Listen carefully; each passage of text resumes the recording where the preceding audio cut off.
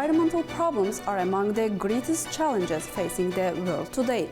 These and other global issues were discussed at the 13th Baku Global Forum. In this edition for AnewZ One-on-One, we speak with Petar Stoyanov. Mr. Stoyanov, thank you for joining me. First of all, about Baku Global Forum. What are the expectations for this year? Let me say at the very beginning that I'm a member of Nizami Ganjavi International Center, the organizer of this forum since the very beginning. So I have been many times here in Baku, and I think that Nizami Ganjavi International Center became over the years one of the most influential and the most serious non-governmental organizations in the world. There are not so many organizations in the world, believe me. I have a great experience in that organization, which can attract so many interesting acting and former politicians, leading intellectuals, analysts, journalists, etc. So this forum is extremely important, Baku Forum, especially in the face of what is happening around us. We're living in a very fractured world. We're living in a very, how to say, difficult times for all of us. For example, your own country, Azerbaijan, one war in Ukraine, one war in Iran. We have to be extremely careful about that. Because of that, I think this forum is extremely, extremely important for all of us and for the international community as a whole.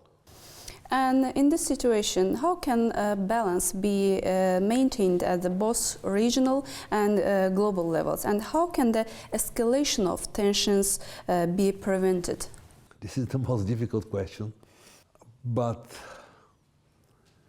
speaking about that, I think we have to stress on the role of the so-called middle powers, regional powers.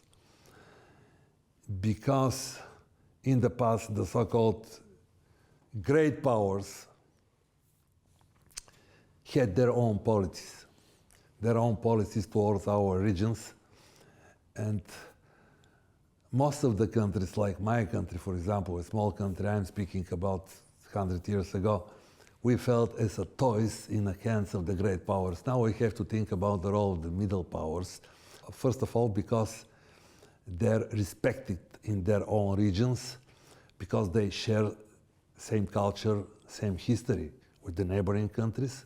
And secondly, because middle powers support firmly multilateralism and the developing of dialogue, cooperation among countries, which is extremely important in the face of United States withdrawal from so many international organizations. So I think this is the key for solving, not the only one, but this is one of the keys for solving these problems.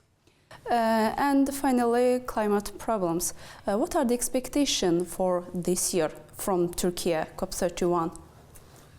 COP29 had a great success. Congratulations for Azerbaijani leadership and for the organizers of the forum. But very frankly speaking, now we are in a completely different situation. Can you imagine only 6 months after the latest COP, which was held in Brazil, Belém, now we have a discussion, a panel discussion, how to keep COP alive. How to keep COP alive. Why? Because we have so many wars around us. Because when you have thousands of people killed, infrastructure destroyed, people without homes, how to think about environmental issues. It is very difficult for the ordinary people to think about green gas emissions and things like that. So the conclusion should be, we have to battle to keep COP alive.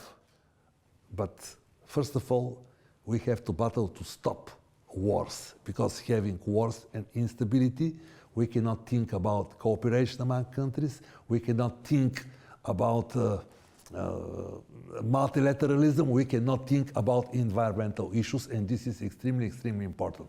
Thank you very much for your questions. Thank you so much.